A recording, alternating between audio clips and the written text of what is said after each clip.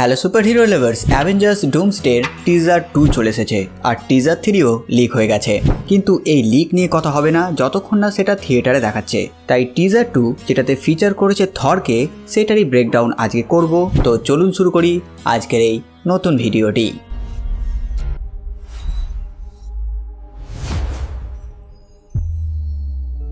তো বন্ধুরা, এর আগে আমি টিজার 1-এর ব্রেকডাউন করে দিয়েছি, যেটাতে ক্যাপ্টেন আমেরিকাকে ফোকাস করা হয়েছিল। আর আজকে টিজার 2-তে থরকে ফোকাস করা হয়েছে। আর টিজার 3-তে থাকবে এক্সম্যান, সাথে রুমার আসছে টিজার 4-এ ফ্যান্টাস্টিক ফোর আর ওয়াকান্ডিয়ানদের দেখাবে। তো সে যাই হোক, যদি আপনারা টিজার 1-এর ব্রেকডাউন দেখেননি তো অবশ্যই নিচে দেওয়া ডিসক্রিপশনের লিঙ্কের সাহায্যে সেটি আগে দেখে নেবেন, যেখানে ক্যাপ্টেন আমেরিকাকে ফোকাস করা হয়েছিল। আর এই টিজার 2 যেটা দেখে আমার তো ইনফিনিটি ওয়ারে দেখানো থরের মতনই লাগলো, মানে আমাদের সেই থর অবশেষে ফিরে আসছে। কিন্তু এখানে থরকে দেখে দুঃখিত লাগলো। সে ভয়ে আছে, কিন্তু কিসের ভয়? সে হাঁটু গেড়ে বসে আছে, মানে সে অনেক বড় বিপদের আভাস পেয়েছে। এবার টিজারে না দেখালেও আমরা তো জানি সে বড় বিপদ হচ্ছে ডুম। কিন্তু না, আমার মনে হয় না যে থর ডুমের ভয়ে চিন্তিত, এটা হতেই পারে না। আচ্ছা, টিজারটা নিয়ে শুরু থেকে কথা বলিনি। টিজারের শুরুতে আমরা দেখি আর ক্যামেরা উপর থেকে দেখায় জঙ্গলের উঁচু বড় গাছগুলোকে, আর সেই জঙ্গলে হেঁটে যাচ্ছে আমাদের থর। আর এটা থেকে বোঝাই যাচ্ছে যে এই ইউনিভার্সের কাছে গড অফ থান্ডারের মতন দেবতা থরও কত ছোট। সাথে পুরো জঙ্গল চুপচাপ, একেবারে নিস্তব্ধ। আর এই নিস্তব্ধতা কিছু বড় সড়ো ঝড় আসার আগের মুহূর্তকে বোঝায়। তারপর দেখা যায় থর হাঁটছে আর তার হাতে তার স্টর্ম ব্রেকার। আর এখানে একটু জুম করলে আপনারা দেখতে পাবেন থর ডান হাতে স্টর্ম ব্রেকার নিয়ে তো আছে, আর তার বাম হাত তার চোখের কাছে, যেন মনে হচ্ছে সে দুঃখিত, ফলে সে তার চোখের জল মুছছে। আর এরপর আমরা থরের মুখে কিছু কথা শুনি। আর এই টিজারের সব থেকে ইম্পর্টেন্ট অংশই হচ্ছে থরের মুখের এই কথাগুলো। আর এরপর ঘরের ভেতরে দেখতে পাওয়া যায় থরের মেয়ে লাভকে, আসলে থরের অ্যাডাপ্টেড ডটার। কারণ আপনারা যারা থর লাভ অ্যান্ড থান্ডার মুভি দেখে নিয়েছেন তারা তো জানেন এই মেয়েটি আসলে গোরের মেয়ে, যে ইটার্নিটির কাছে উইশ করে নিজের মেয়েকে বাঁচিয়ে নেয় আর মরার আগে থরের হাতে তার মেয়েকে তুলে দিয়ে যায়। আর তারপর থেকে থর লাভের দেখাশোনা করে। এবার এখানে একটা আশ্চর্য জিনিস দেখা যায়, আর সেটা হচ্ছে লাভ এখানে শুয়ে আছে। না, তার শুয়ে থাকাটা আশ্চর্য না, এখানে তাকে দেখে মনে হচ্ছে সে অসুস্থ। আর এটাই আশ্চর্যের, কারণ লাভকে ইটার্নিটি রিভাইভ করেছিল।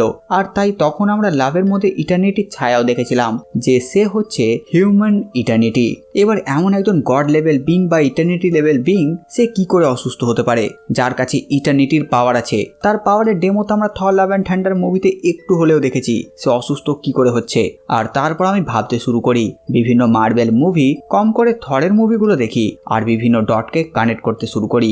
আর আমি সমস্ত ডট কানেক্ট করে যেটা বুঝলাম সেটা আপনাদের জানাবার আগে কিছু থিওরি আলোচনা করে নিই। আর থিওরি হচ্ছে এটার কারণ সম্ভবত নাকি ডক্টর ডুম। কারণ যেহেতু প্রতিটি ইউনিভার্সে একটি করে ইটার্নিটি নেই, বরঞ্চ মাল্টিভার্সেই একটি ইটার্নিটি। কারণ হচ্ছে এরা কসমিক বিং।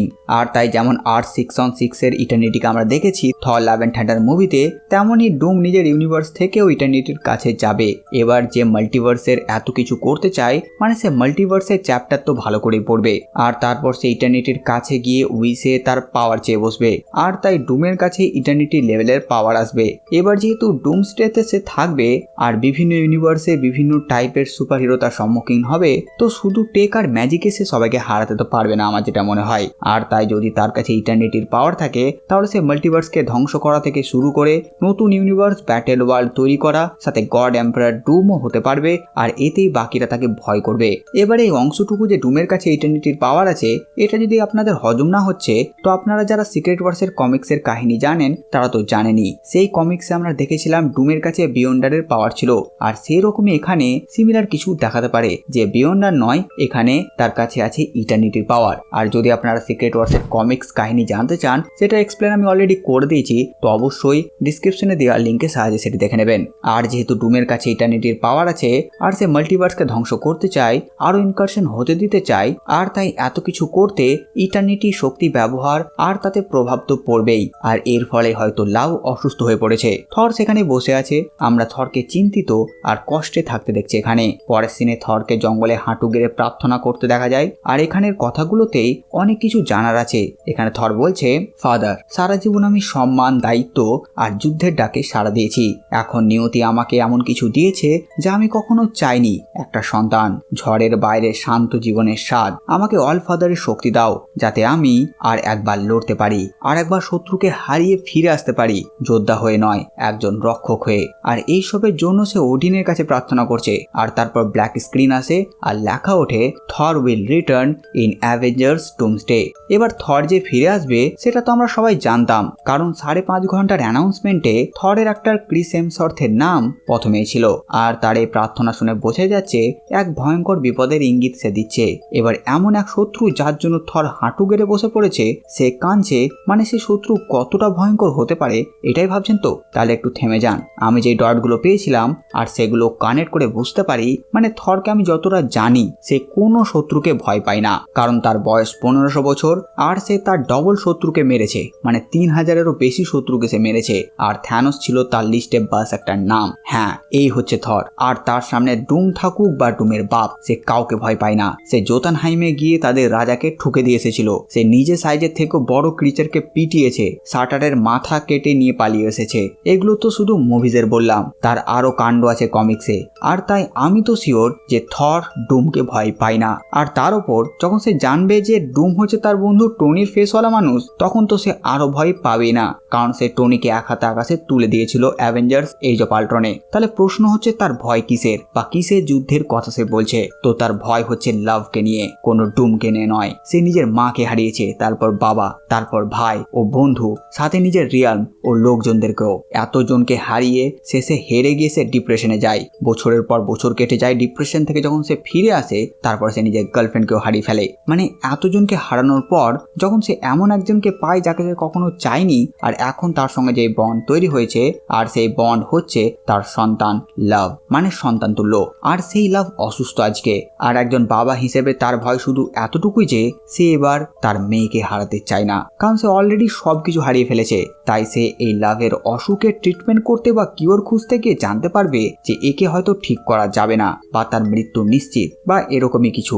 আর তখন সে অলফাদারের কাছে শক্তি চাইবে, কারণ থর যদি অলফাদার হয়ে যায় তাহলে হয়তো সে ঠিক করতে পারবে লাভকে, বা লাভের কিওর এমন এক জায়গায় আছে যেখান থেকে সেটা আনাই হচ্ছে তার কাছে লড়াই। আর শত্রুকে হারাতে চাইছে, মানে লাভের অসুখটিকে এখানে সে শত্রু বলছে, কোনো ডুমকে না। কারণ এমন কেউ মার্বেল ইউনিভার্সে পয়দা হয়নি যাকে থর ভয় পাবে। হয়তো সে লড়াই হেরে যাবে বা মরে যাবে, কিন্তু লড়াই করতে ভয় থর পাবে না। তার ডিকশনারিতে ভয় শব্দই নেই। আর তাছাড়া এই যে সিনটি দেখানো হয়েছে, এটি মুভিতে নাও থাকতে পারে। এগুলো জাস্ট একটা প্রোমো, যার জন্য অডিয়েন্স বাস এটাকে নিয়ে হাইপ করবে। আর মুভিতে এমন কিছু আমরা দেখতে পাবোই না। আর থরের ভয় যেটার জন্য আমি বললাম, সেটার হওয়ার চান্সই বেশি। কারণ একজন বাবা নিজের প্রাণের থেকে বেশি ভয় তখন পায় যখন সে জানে সে তার বাচ্চাকে হারিয়ে ফেলবে। আর এখানে বাবা হচ্ছে থর, মানে বুঝেই নিন। আর থর এখানে জঙ্গলে প্রার্থনা করছে, যার কারণ হতে পারে অ্যাসগার্ডিয়ানরা নিজেদের পূর্বপুরুষ বা ভগবানদের সাথে এমন করে গাছের সামনে বা মাধ্যমে কথা বলে, যেহেতু সবকিছু এগড্রাসিল ট্রি ফর্মে বসবাস করছে সমস্ত রিয়াল। যদিও নর্স মাইথোলজির ব্যাপারে আমি একটু সার্চ করে জানতে পেরেছি, এখানে গাছের মাধ্যমে ভগবানদের প্রার্থনা করা নিয়ে কোনো নিয়ম নেই, কিন্তু এখানে সেটাকে যোগ করে দেখাতেও পারে। সাথে এখন একটি জলজান্ত মাল্টিভার্সাল এগড্রাসিল ট্রি হয়তো লোকি নিজেই বসে আছে, তো সে কি তার ভাইয়ের প্রার্থনা শুনবে না? মানে ভেবে নিন, যদি এই প্রার্থনা লোকি শুনছে, মানে গুসবাম্পস। থর এখানে অলফাদার হতে চায়, কারণ সে তার মেয়েকে হারাতে চায় না, আর তাই তার চোখে জল। আর এইটুকু সিনে থরের মুড আর টোন বোঝা যায় যে রুসোর হাতে থর গেলে থর কমেডি করবে না, সে সিরিয়াস থাকবে। আর তারপর মুভিতে ডুম যখন তার সামনে আসবে, ডুমকে সে ভয় পাক আর না পাক, ডুম তো একটি বড় বিপদ, সেটা তো আমাদের মানতেই হবে। আর সে হয়তো থরকে মেরেই ফেলবে। আর থর মরলে চিন্তার কিচ্ছু নেই, কারণ তারপর অ্যাভেঞ্জার্স সিক্রেট ওয়ার্স মুভিতে আমরা আরো কয়েক ডজন থরকে পাবো কমিক্সের মতনই। তো বন্ধুরা, এই ছিল টিজার 2 এর ব্রেকডাউন। এরপর টিজার 3 মানে এক্সম্যানের ব্রেকডাউন আসছে। আর টিজার 1 এখন আপনার মার্ভেলের অফিসিয়াল ইউটিউব চ্যানেলেও পেয়ে যাবেন পুরো 4K কোয়ালিটি। সাথে যখন আপনারা এই ভিডিওটি দেখবেন তখন টিজার 2ও পেয়ে যাবেন অফিসিয়াল চ্যানেলেই। তো বাস বন্ধুরা, এই ভিডিওতে বাস এতটুকুই। আপনারা কমেন্ট করে জানান ভিডিও আপনাদের কেমন লাগলো। সাথে সাথে আমার এই কাজ যেটা আপনাদের ভালো লাগে, ভিডিওটি লাইক, চ্যানেল সাবস্ক্রাইব করে দেবেন। তো আমি আসছি নতুন ভিডিও নিয়ে। আমি প্রিন্স সালমান, আর আপনারা দেখছিলেন বংলাভ কমিক্স।